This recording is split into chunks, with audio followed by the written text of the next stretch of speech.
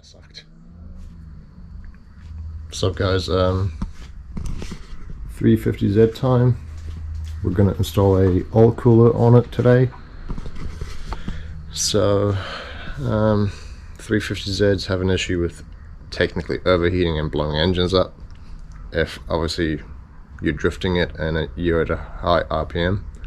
So I bought this oil cooler for $120. We're just going to install it now and see how we go, but it should be a fairly easy install. Maybe just some fittings that are wrong on it, and I'll mainly like two 90-degree fittings on each end, but let's get into it. After you take your filter off, you pretty much clean your surface over here. Obviously let it drain best as possible. Lubricate your O-ring on the filter housing. Put this on. Figure out what size adapter that comes with your kit goes in it.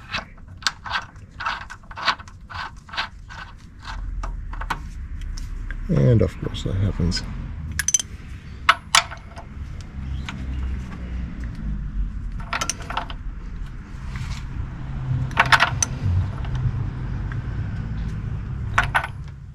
And then I'm just going to take these off and then put some Teflon tape around it,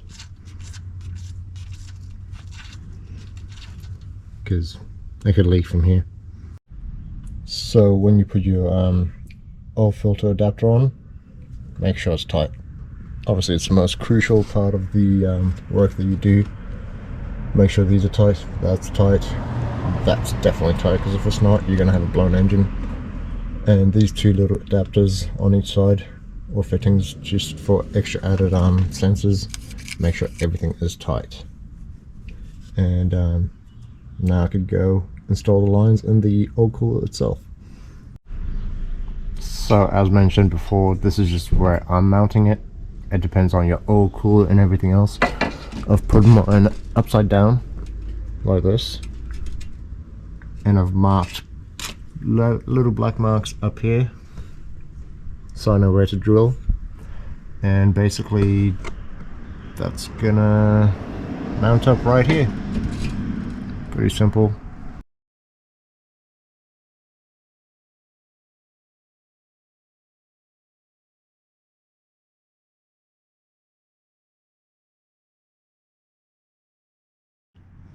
Okay, for people that don't know what riv nuts are, this little contraption here, you pretty much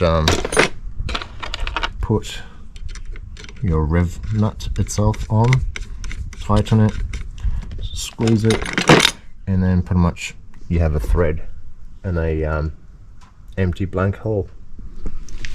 Very helpful for stuff like this, aftermarket garbage that doesn't have brackets with it. Find the correct bolts, tighten these. I think I may need a shorter end of the line because it's a bit big for what I need. But yeah, it's looking fairly good. I just gotta get some hardware and cut lines, make everything work, and should be good for a first startup. So after you've installed everything just like how I said, and have obviously the oil cooler set up, the lines cut to the amount that you want. So with these AN fitting lines, you have to tape the ends so they don't fray out, and then cut it with a grinder. Wrap a tape around it when you cut it with a grinder. If you don't, you're going to regret your life. And so that's basically it.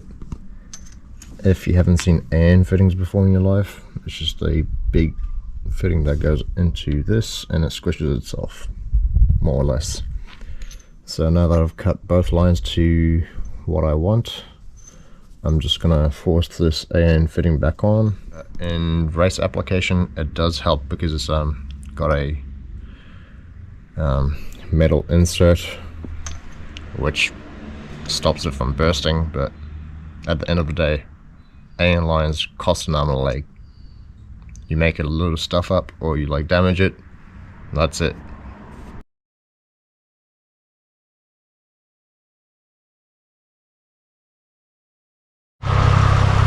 Okay, everything's officially done now.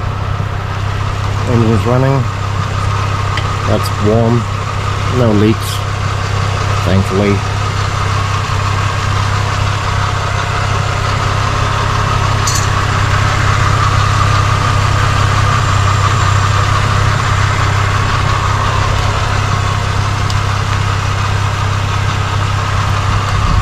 They should have done 90-degree fittings over here because it just looks stupid when it just drops straight down, but so far so good. Now I'm just going to close the bonnet, bumper back on and test drive it and see if it has any leaks.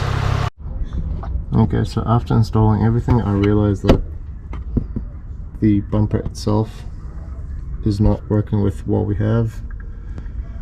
I did place this a bit too far forward, to be honest, to the right. I should have probably like centralized it so it would have stayed in the middle, but then yet again I would have still had to do some cutting.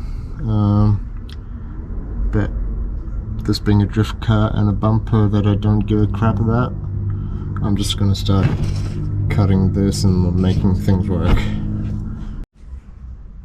Okay, another dodgy job. Alright, so I've taken the bumper off and I've started cutting into it because drift hack, and why not. This is where I'm at the moment, so I've just made a small cut up. Could have I put it in the right place? Most likely if I actually thought a bit longer.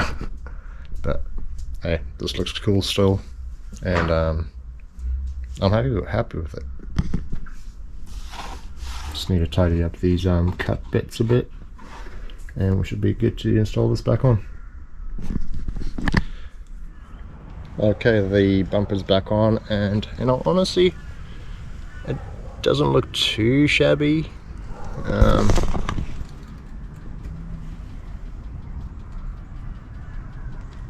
I'm not happy with the line sticking down, so I'll probably have to get 90-degree bends, because